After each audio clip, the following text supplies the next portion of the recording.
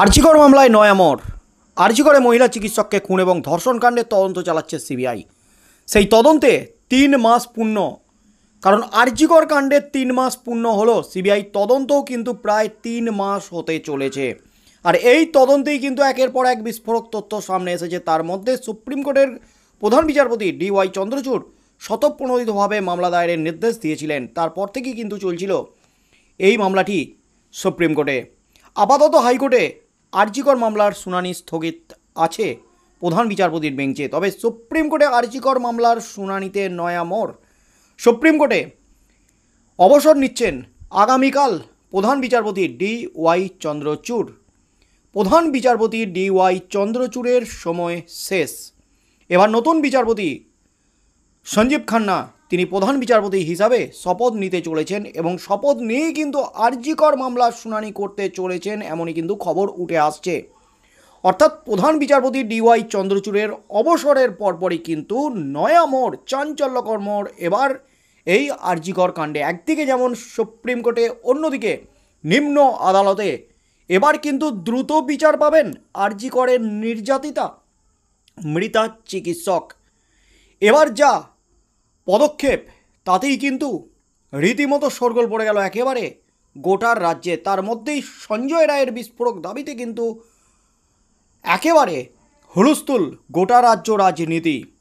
আমি খুন ধর্ষণ করিনি, আমাকে ফাঁসানো হচ্ছে, রাজ্য সরকার আমাকে ফাঁসাচ্ছে, এমনকি ডিপার্টমেন্ট আমাকে মুখ বন্ধ করে রাখতে বলেছে, আমাকে ভয় দেখানো হচ্ছে, এমনই বিস্ফোরক দাবি করেছিলেন। আদালত থেকে বেরোনোর সময় চার্জ গঠনের দিনই সঞ্জয় রায় রীতিমতো আঙুল উঁচিয়ে হুঙ্কার করেছিলেন, চিৎকার করতে করতে বিস্ফোরণ ঘটিয়েছিলেন, নিজেকে নির্দোষ বলে দাবি করেছিলেন বারবার। তারপর থেকেই কিন্তু তোলপাড়। তবে তার মধ্যেই কিন্তু সুপ্রিম কোর্টের প্রধান বিচারপতি অবসর নিয়েছেন।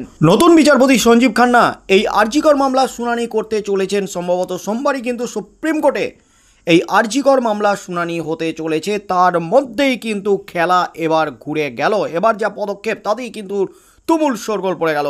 আরজিকর হাসপাতালে চিকিৎসক ধর্ষণ খুনের ঘটনায় 3 মাস অতিক্রান্ত। গত 8ই আগস্ট রাতে হাসপাতালের 4 দেওয়ালের ভিতর ধর্ষিতা হয়ে খুন হতে হয়েছিল এক তরুণী চিকিৎসককে। এবার সেই ঘটনাতেই দ্রুত বিচারের লক্ষ্যে বড় সিদ্ধান্ত নেওয়া হলো।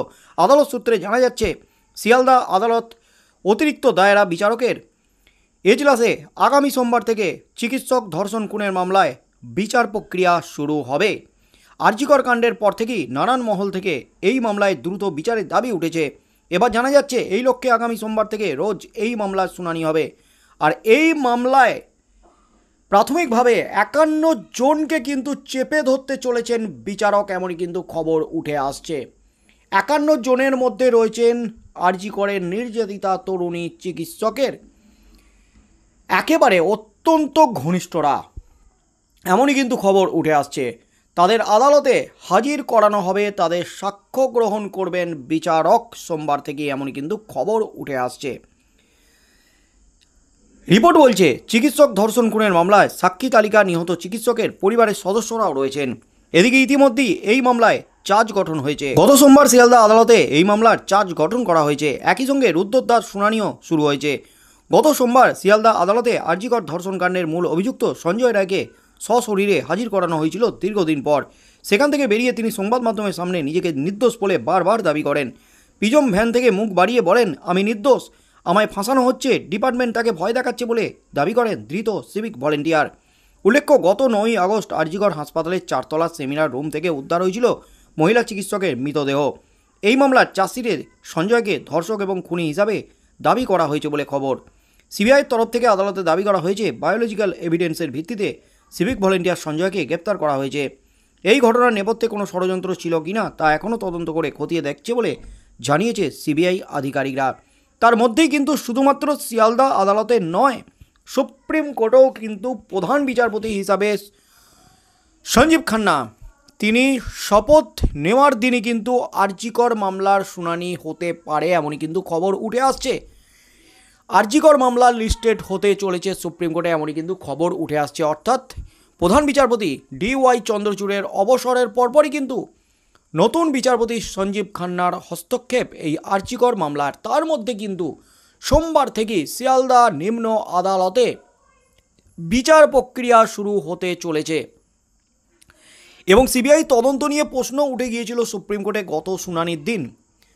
সুপ্রিম কোর্টের প্রধান বিচারপতি ডিওয়াই চন্দ্রচূড় তার শেষ নির্দেশে যেটা জানিয়েছিলেন, নিম্ন আদালতে তো শুনানি শুরু হচ্ছে, বিচার প্রক্রিয়া শুরু হচ্ছে, নিম্ন আদালতের বিচারক যদি মনে করে ফের তদন্ত করতে হবে তাহলে বিচারক তদন্তের নির্দেশ দিতে পারেন।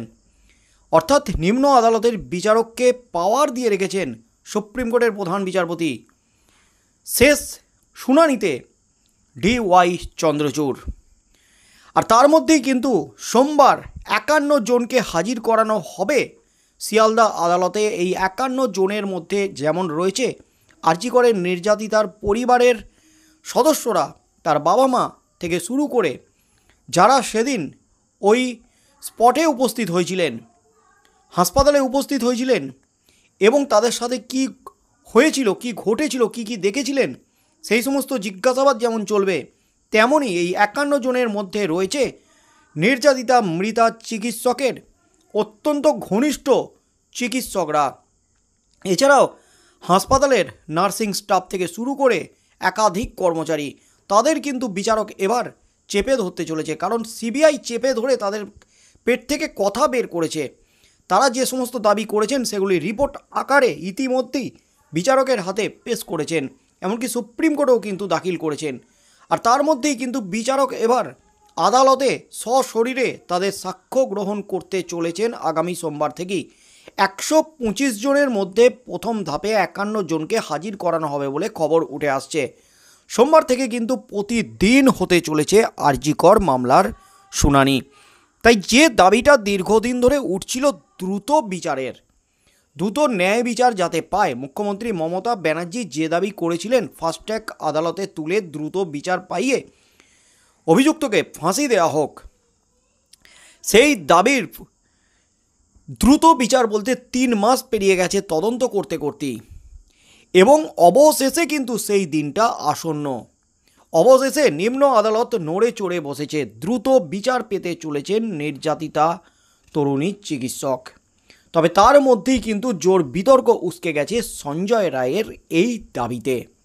তাই আগামী দিনে ঠিক কী হতে চলেছে, সোমবার এই মামলা আদালতে উঠলে বিচারক তিনি কি নির্দেশ দেন, কারণ সঞ্জয় রায় যে দাবি করেছেন তাকে কথা বলতে দেওয়া হচ্ছে না, তার মুখ বন্ধ রাখার চেষ্টা করা হচ্ছে। তার কাছ থেকে কি জানতে চাইবেন ডিপার্টমেন্টের কে বা কারা বা সরকারের কে বা কারা, কোন প্রভাবশালীরা তার মুখ বন্ধ রাখার নির্দেশ দিয়েছে, কে বা কারা তাদের ভয় দেখাচ্ছে, সেই প্রভাবশালী সেই মাথাদের নাম কি ফাঁস করবেন সঞ্জয় রায়? কি হতে চলেছে আগামী দিনে, একটা নাটকীয় মোড় যে আসতে চলেছে এই আরজি কর মামলায় আদালতে, তেমনই কিন্তু ইঙ্গিত মিলছে। আর তার মধ্যেই কিন্তু দ্রুত বিচারের লক্ষ্যে এবার একেবারে চরম পদক্ষেপ শুরু করে দিল সিবিআই, নিম্ন আদালতও। তাই আগামী দিনে কি হতে চলেছে, সোমবার ঠিক কি হতে চলেছে শিয়ালদা নিম্ন আদালতে, কবে ন্যায় বিচার পায় মৃতা চিকিৎসক, সেদিকেই চোখ থাকবে গোটা রাজ্যের।